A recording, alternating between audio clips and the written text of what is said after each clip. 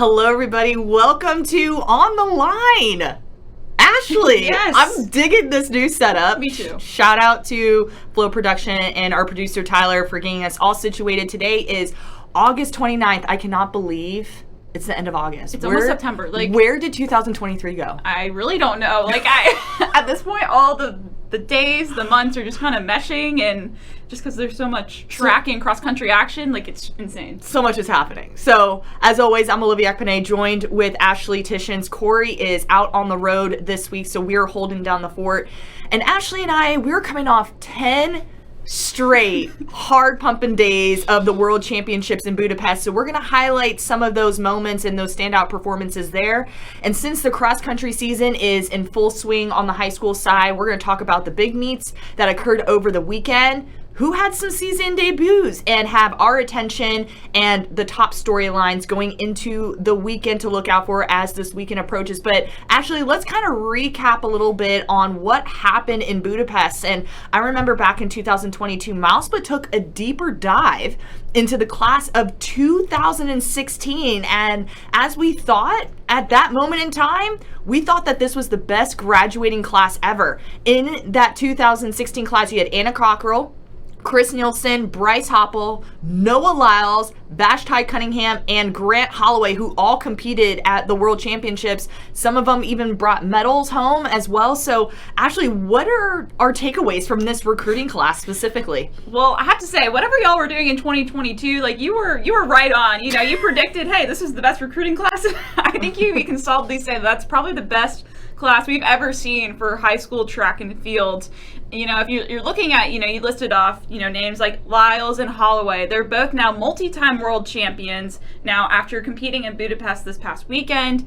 And then, you look too at, Nielsen, Cockrell, Hoppel, Cunningham. They also were all world finalists. So every single person you listed there made the finals for their event at World Championships, which I think is pretty crazy to think that just, let's see, 2023, it's been 7 years. Yeah. So they only graduated high school 7 years ago, and now they're the best in the world at their events. It's pretty crazy to think about. Yeah, and I just want to stick to Noah Lyles really briefly because I feel like he just showcased so much dominance. The fact that he earned the triple, the big three, the 100, which a lot of people were talking about him not winning. And I must say, and I spoke with Gordon about this, Gordon kind of was like, I don't know about this, Liv, but I was like, the way how he looked in his semifinal rounds looked absolutely incredible. He looked strong. He looked ready to go.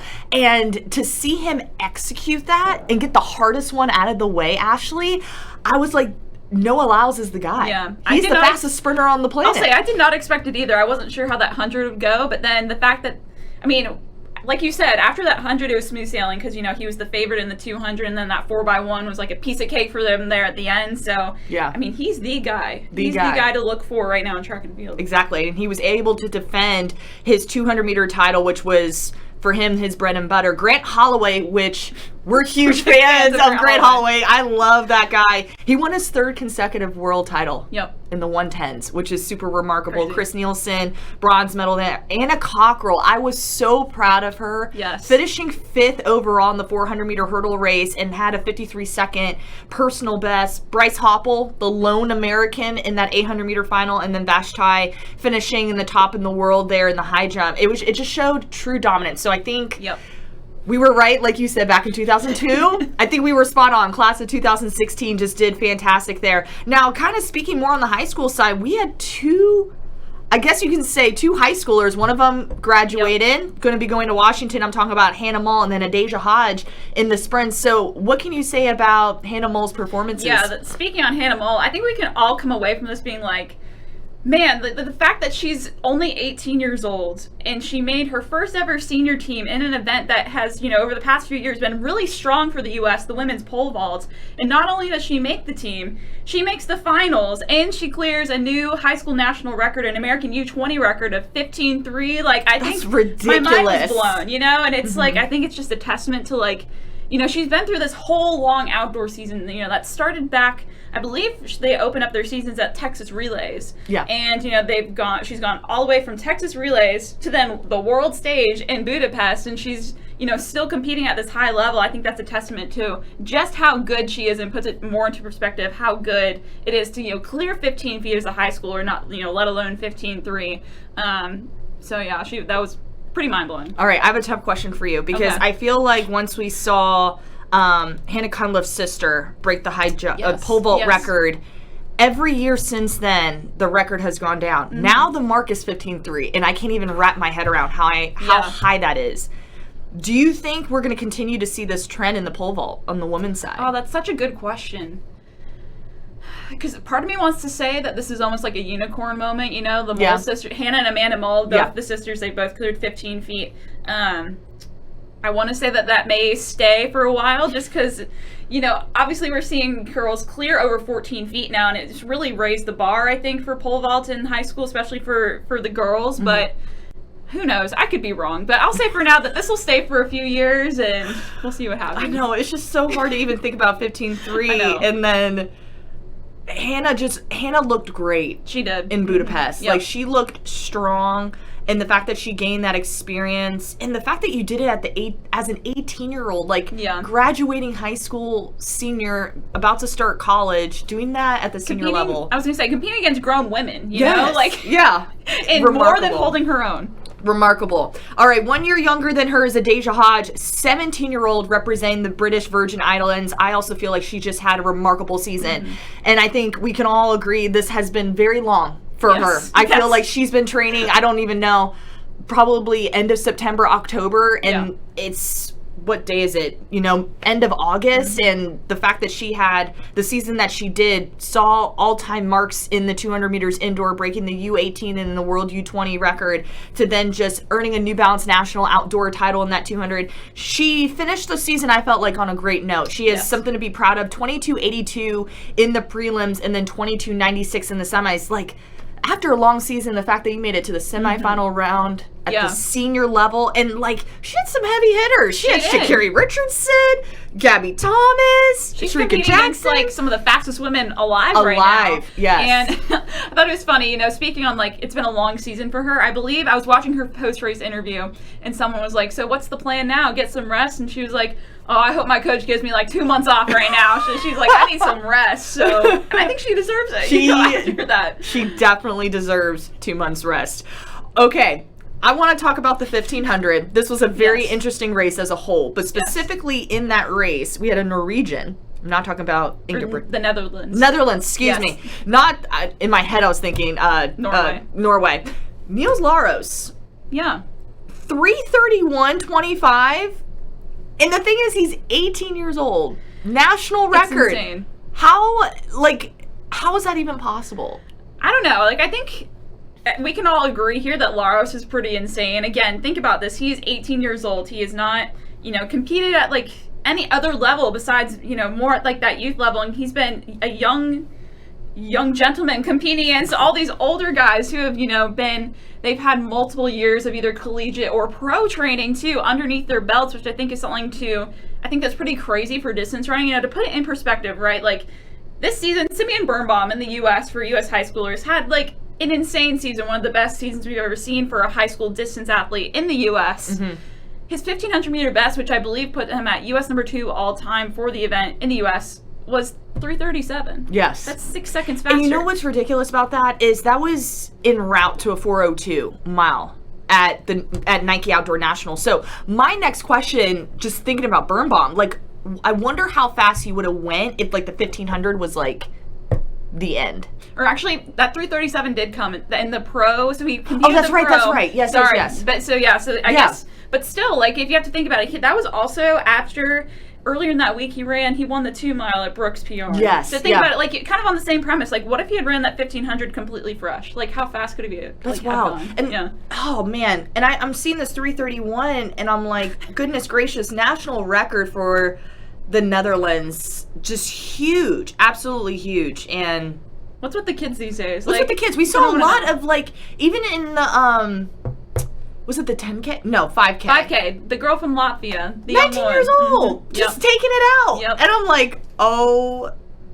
Goodness gracious. Man, the kids, they're just, the younger, they're getting even better, like, the younger they are now. I know, so it's ridiculous. But we're finally closing this chapter of the World Championships. We still have a couple, it's crazy to think, on the professional side, we still have a couple more outdoor meets to go. Yes. But let's kind of switch gears. I'm ready for some cross country. Me I'm too. ready for some grass in our lives. So let's recap 2 big meets that Ashley and I felt like really caught our eyes over the weekend. So Ashley, what was that big meet for you over the weekend? Well, I want to talk about the UIAAA Invitational, lots of A's there, out in Utah.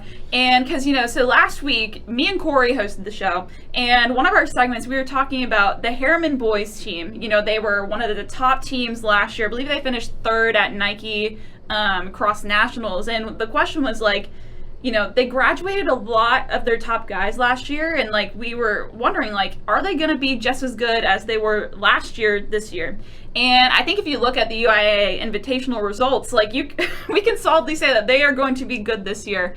If you look at this, they scored only 39 points as a team, won the boys race, 15-19 average, won by almost 100 points. Like, that's just insane. Their top 5 scoring runners were all finished inside the top 12, and they were led by William Stedman, who was finished 2nd overall in 15:02, and he was their team's number 1. So I think if there's any question, if Harriman has the depth and if they're any good, like what they did this past weekend completely squashes that, what happened there. Mm-hmm. Briefly speaking on the girls race too, 2 other top teams competed at this meet. American Fork and Lone Peak, they were 2 that really came on strong at the end of the season last year. And if you're looking at this invitational, they literally tied. They both scored 47 points. Both had the same team average as well, 18-25. It looks like American Fork got the win based on, looking probably where their 5th runner was, probably ahead of Lone Peaks there.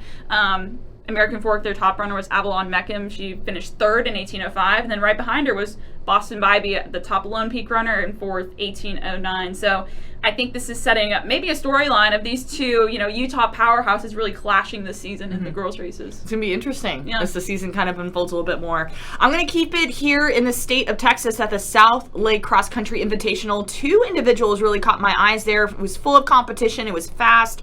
And, of course, it's a really big meet here in the Lone Star State. I'm going to talk about Prosper's Max Miller first. He won the 3-mile race in a 14:26 and set a new personal best there, and he was able to shake off Carroll's Caden Leonard and Caleb Millard's McKenny Boyd, who were just within 10 seconds of him coming across that finish line. And Max Miller, bringing up speed ratings again, earned a 184, so it's one of the top speed ratings we have seen thus far this cross-country season, so great racing there for Max Miller. And then on the women's side, we had Madison Peters, and I felt like she ran a very strategic, smart race from Pearland High School. She sat right behind Carroll's Alexandra Walsh, who we're keeping our eyes out for her as the season unfolds a little bit more. And Peters was able to just stick with her for the majority of the race. But when Madison decided to make her move, she was very determined about that, separated herself from the rest of the field by 16 seconds. So she was the only girl on that course to break 17 minutes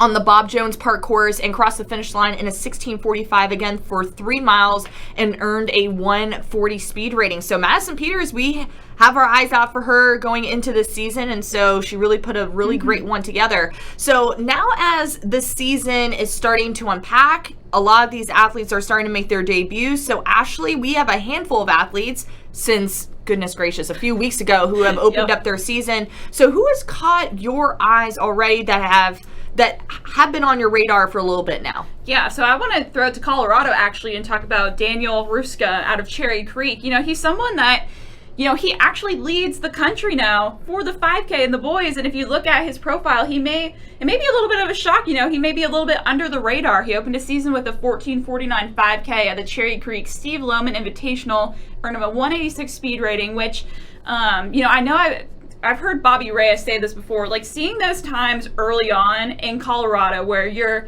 running at altitude, the courses there in Colorado are really tough. To see like a sub 15 5K in your season opener, that's pretty unheard of, So I think he's going to be someone to watch, and it's also a huge improvement for Daniel from last year. His 5K PR going into this was 15:05 from Liberty Bell, and at the same meet last year, he ran 15:35. So if you look at that improvement there, 15:35 at this meet last year to now 14:49, he has jumped there. I think he must have really put in some hard miles this summer. So kudos to him. Kudos to him. On the women's side, we were talking about this yesterday. Yes. Elizabeth Leachman from Texas. Now, to give you some backstory, in 2022, I did not have Elizabeth on my radar for specifically the cross-country season. Her fastest 5K performance was in 18:06, and then later on she finished 20th at the UIL Texas State meet. Fast forward to the spring, she won the UIL titles in the 1600 meters, and then on the national side, she finished third at Nike Outdoor Nationals in the 2-mile with a personal best of 9:57. That's a world age group record too, which is insane. Absolutely incredible. Yeah. So at that point, I'm like, okay, what is Elizabeth going to do in 2023? Yep. Well, you guys, this fall, she just destroys her personal best in the 5K. She clocked a new U.S. #1 time, better yet, with a 16:34.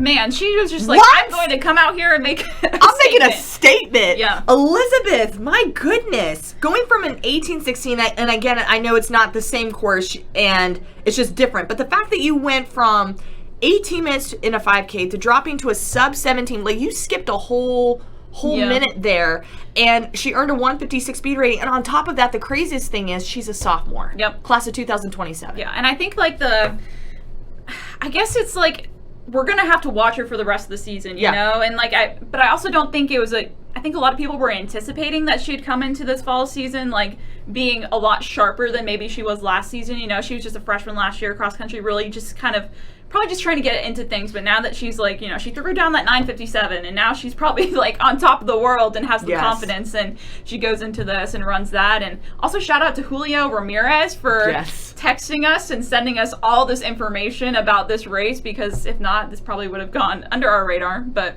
yes, thank you, Julio. Thank you, Julio.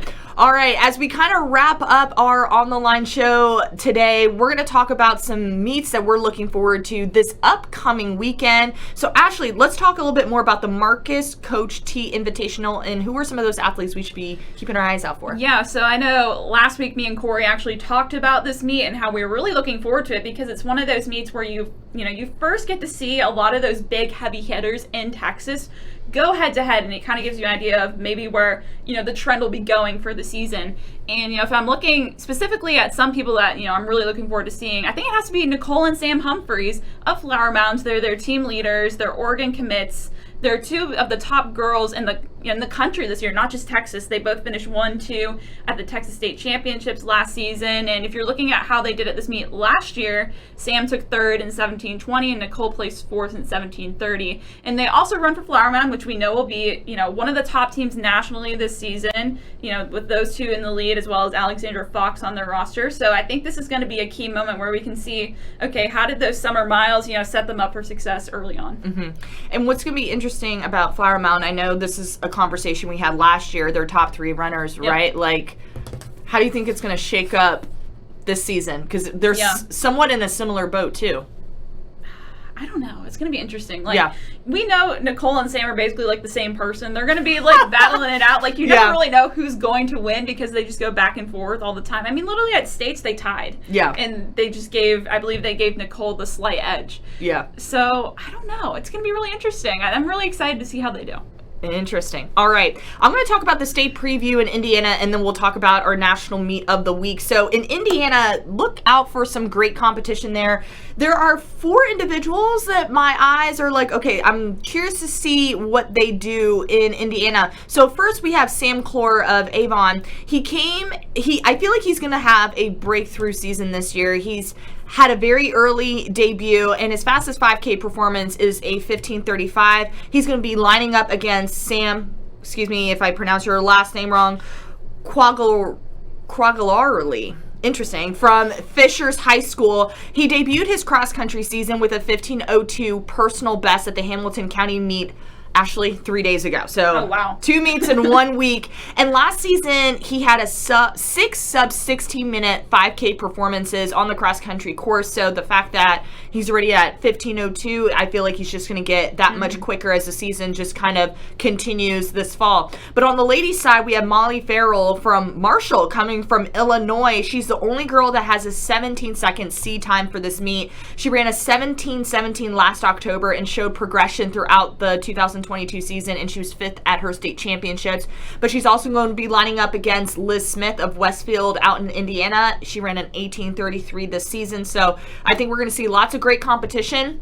And it's a great opportunity. Again, it's the state preview, so you're kind of seeing where you're lining up against the athletes in your area and what to kind of look out for. And now as we kind of shift toward our national meet of the week, we have the Memphis Twilight, and that should contain lots of great teams and individuals lining up to put their best foot forward. So, Ashley, what are our things that we should be looking for this weekend? Yeah, I mean, looking at just the start list alone, like in the entries, it's going to be really loaded, and like I'm really excited for this meet. I have to say, you know, we have some of the top teams and individuals in the country competing here.